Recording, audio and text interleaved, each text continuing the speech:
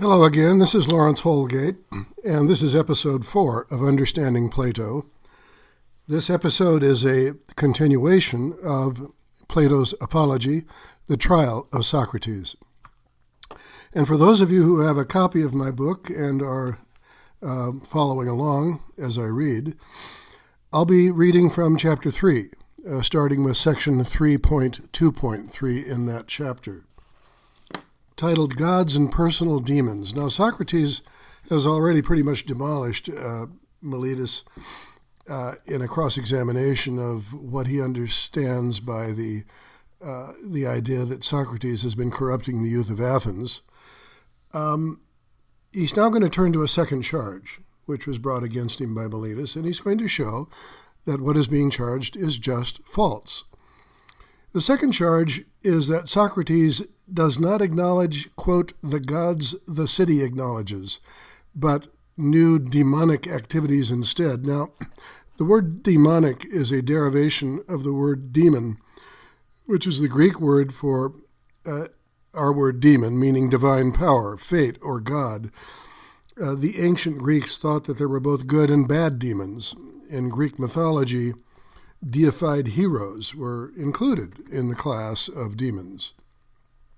So going back to the script now, Socrates gets Meletus to agree that he, Socrates, at least believes in demons, and since demons are children of gods, what man could possibly believe that children of gods exist but not gods? That would be, quote, as unreasonable as believing in the children of horses and asses, namely mules, while not believing in the existence of horses and asses. Interesting analogy there. The type of argument that Socrates uses here is called reductio ad absurdum, also known as argumentum ad absurdum. These are Latin phrases for a tactic in logic that uses the opponent's own words to reduce his claim to absurdity, ad absurdum, to absurdity. The absurdity in this case is the self-contradiction that Socrates does not believe in gods and does believe in gods. Socrates starts with Meletus' accusation that he does not believe in gods. He then gets Meletus to agree that Socrates does believe in demons. But having admitted that Socrates believes in demons, he must also admit to the implication that Socrates believes in gods, since demons are children of gods. So we arrive at the absurdity, the contradiction, that Socrates both believes and does not believe in gods, and that's the end of that little argument against Meletus. Once again, Socrates wants the jury to believe that, or to notice that no reasonable person would make such ridiculous accusations unless his accusers knew that there was already a social environment of prejudice and hostility against Socrates. Socrates observes that it is this environment that will convict me. If I am convicted, it won't be Meletus or Anytus, but it'll be the slander and the malice of many people. Death, justice, and civil disobedience. Socrates shifts his attendance to the jury immediately after his examination of Meletus. Both before and after the jury votes to convict him, Socrates makes several provocative claims about how one should live one's life, confront political authority, and respond to the threat of one's own death. Let's look at these. Socrates claims that the only thing a person should consider when deciding whether to act is not whether he will live or die, but, quote, whether his actions are just or unjust, the deeds of a good or a bad man, end quote. He offers no proof of this except to point out that this is how the heroes of ancient Greece behaved, and how he, Socrates, actually behaved when, as a young soldier, he kept to his station and he stood his ground against the enemies of Athens in the Peloponnesian War. Another notable claim made by Socrates in his speech to the jury is about the fear of death. Quote, it is nothing other, that is it, the fear of death, is nothing other than thinking that one is wise when one isn't, since it is thinking what one knows when one doesn't know.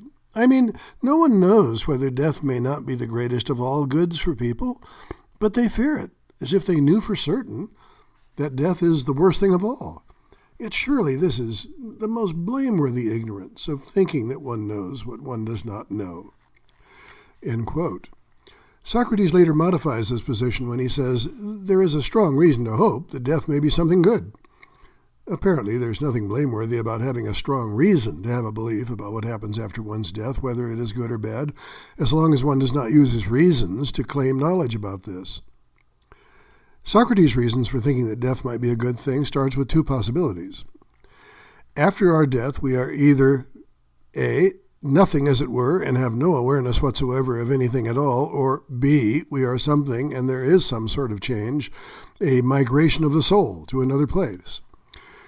Both A and B could be good events, is that it could be a good thing that after death is just nothingness, it's non-existence, we have no awareness whatsoever, or B, maybe it's something good, maybe it's a migration of the soul to another place, a good place. So in the case of A, death would be like a dreamless sleep, because a dreamless sleep is the best kind of sleep, and the whole of time would seem no longer than a single night. In the second option, B, our souls might go to Hades. That's the Greek underworld, or the Greek heaven for us, where we would have the opportunity to spend time with the heroes of ancient Greece, to talk to them there, to associate with them and examine them. And Socrates says that this prospect would be inconceivable happiness to spend all that time speaking with the heroes of ancient Greece. And I'll just say off the cuff here that I'm not sure that the heroes of ancient Greece would be especially happy to have Socrates there, given his reputation in Athens of being someone who questions and questions and questions people to death, probably. Section 3.6, Injustice and Harm to Oneself. One of the more provocative and arguable claims that Socrates makes in his long speech to the jury is that putting a man like him to death, quote, "won't harm me more than you harm yourselves," end quote. His accusers believe that being put to death, banished from the city, or disenfranchised are all bad things. Socrates says, "I don't believe this. Rather, I believe that attempting to kill a man unjustly is far worse than being killed unjustly." Section 3.7, titled "The Gadfly of Athens, the Unexamined Life and Obedience to the God." Socrates tells the jury that if they offer to let him go on the condition that he agrees to not practice philosophy in Athens, and if you're caught doing so, you will die, he would refuse that offer. His reason is, "I'll obey the God rather than you." Socrates says that the God orders him to question, examine, and test everybody, even those who say they do care about wisdom and truth, about how their soul may be in the best possible condition. He later expounds on this point when he uses an analogy between what he does for his fellow citizens and what a gadfly does to a sluggish, thoroughbred horse. Here it is. Quote, "It's just such a gadfly, it seems to me, that the God has attached me to the city. One that awakens, cajoles, and reproaches each and every one of you, and never stops slighting everywhere on the whole day. And that no greater good for you has ever come about in the city than my service to the God. Therefore it is a great wrong against the God's gift to you by condemning me." End quote. He then makes a closing statement to the jury. We learn now that the jury has voted to convict Socrates. Under Athenian law, the prosecutor recommends a punishment to the jury, and the convicted person can recommend an alternative punishment. And the jury now will choose between these two alternatives. So we turn back to Miletus and Anytus, the accusers, and they recommend the death penalty for Socrates.